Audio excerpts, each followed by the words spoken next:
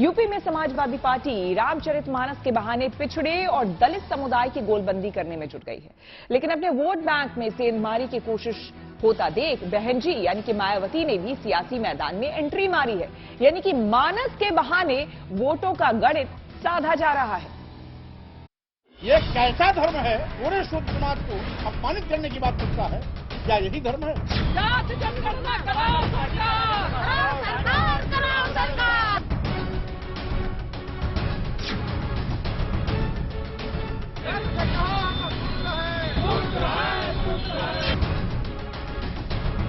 पिछड़ी जातियों के साथ दलित समुदाय के वोटर्स को साधने का जो प्रयोग समाजवादी पार्टी कर रही है, उसे पार्टी दफ्तर के सामने लगे पोस्टर से समझिए।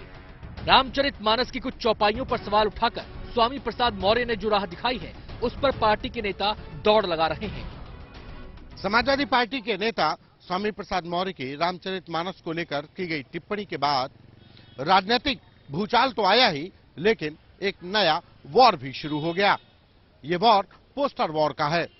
समाजवादी पार्टी के दफ्तर के बाहर तमाम पोस्टर्स लगाए जाने लगे हैं।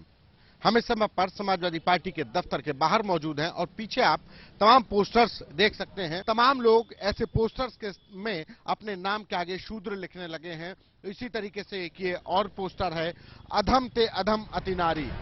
पोस्टर की रूप सज्जा और भाषा अलग अलग है, लेकिन मतलब एक है। दलित समाज और यहाँ तक कि महिलाओं के हक की बात करते हुए उन्हें अपने पाले में लाना, और इसलिए पार्टी को जरूरी लगता है कि रामचरितमानस में संशोधन किया जाए। देखिए, जहाँ तक सवाल रामचरितमानस का है, तो समाजवादी पार्टी रामचरितमानस के खिलाफ नहीं है। उसमें कुछ शब्द या कोई एक चौपाई, दो चौपाई ऐसी हैं जिससे हिंदू समाज का एक बड़ा तबका आहत होता है। महिलाएं आहत होती हैं, पिछड़े दलित आदिवासी आहत होते हैं। तो मुझे लगता है कि उसको हटा देना चाहिए। अब यूपी में मानस वाली राजनीति की दूसरी तस्वीर देखिए।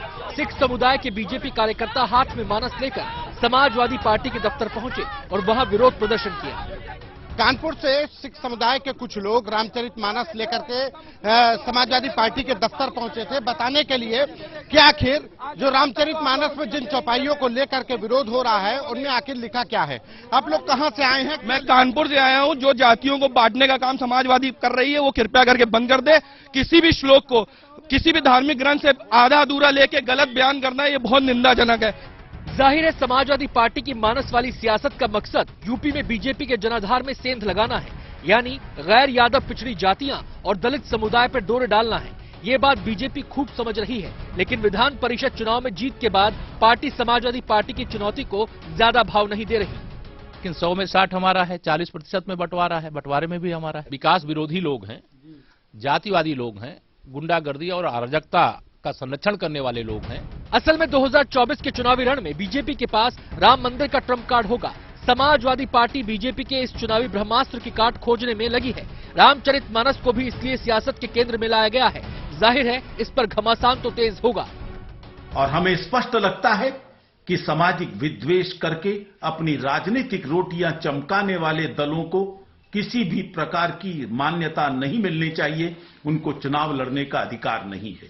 हमें बांटने की कोशिश करते हैं और अब तो ये इस स्तर पे उतर गए हैं। ऐसे इनकी सोच इतनी खराब हो गई है कि मुझे लगता है कि अब इनको माफ नहीं करना चाहिए। इस विवाद में अब तीसरे प्लेयर की एंट्री हो गई है। यूपी के सियासी दंगल में बहन जी भले ही बीते कुछ सालों से एक्टिव नजर नहीं आती, लेकिन जब बात दलित समुदाय के वोट की आए तो मौन टूट गया।